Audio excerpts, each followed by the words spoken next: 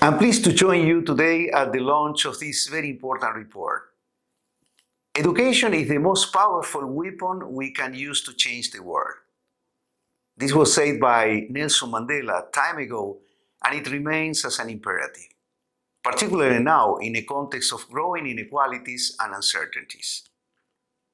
As we know, inclusive and equitable quality education, as well as lifelong learning for all, are at the heart of the United Nations 2030 agenda.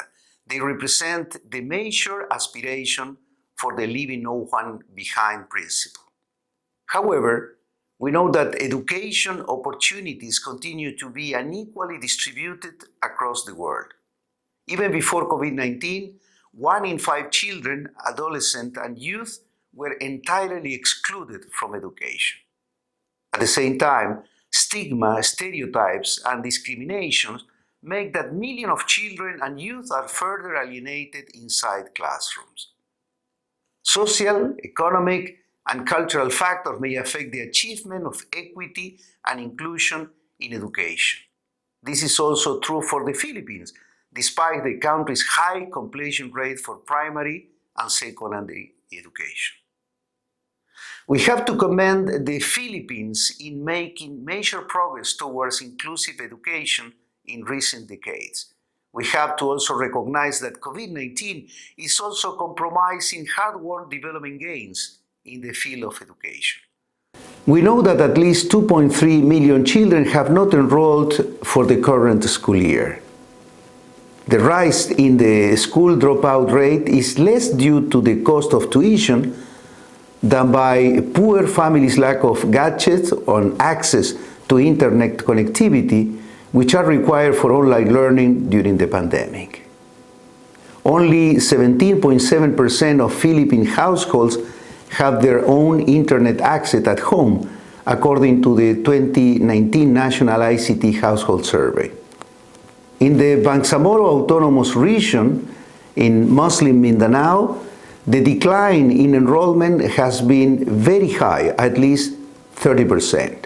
The current COVID-19 crisis risks perpetuating these different forms of exclusion.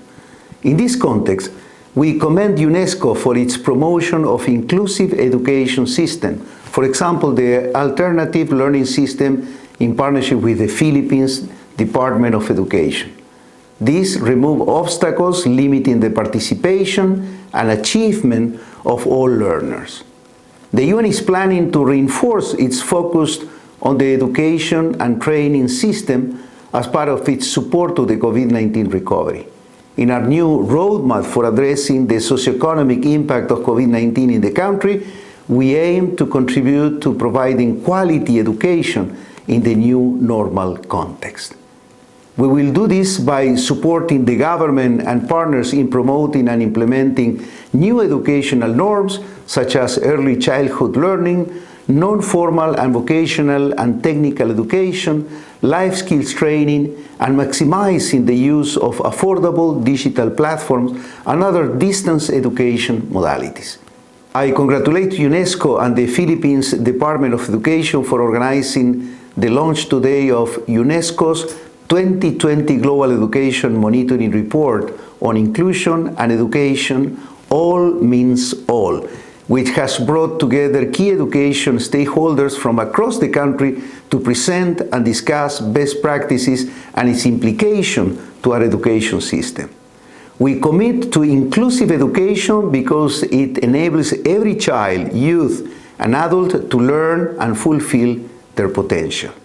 Debating inclusive education is fundamentally debating a human rights issue.